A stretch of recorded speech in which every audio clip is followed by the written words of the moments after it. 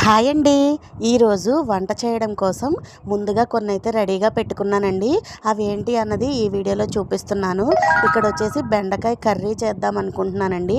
Masala curry లాగా చేద్దాం అనుకుంటున్నాను. దానికోసం బెండకాయల్ని ఇలాగ 3 ఇంచెస్ ముక్కలుగా అయితే కట్ చేసుకోవాలి. ఒక పెద్ద ఉల్లిపాయని సన్న ముక్కలుగా అయితే కట్ చేసి పెట్టుకున్నానండి. అలాగే ఒక 10 పచ్చిమిరపకాయల్ని ఘాట్లు పెట్టి పెట్టుకున్నాను. ఒక హాఫ్ స్పూన్ అల్లం వెల్లుల్లి పేస్టు, ఎండుమిర్చి, జీలకర్ర, ఆవాలు, కరివేపాకు అండ్ అలాగే కొన్ని వెల్లుల్లి రెబ్బలను కూడా వలిచి పెట్టుకున్నానండి. కొత్తిమీరను కూడా ఒక గుప్పెడైతే తీసుకున్నాను.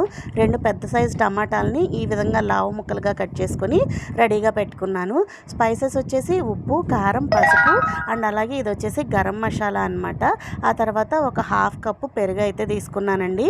ఈ విధంగా కర్రీకి కావాల్సినవన్నీ కూడా కట్ చేసేసి రెడీగా అయితే పెట్టేసుకున్నాను.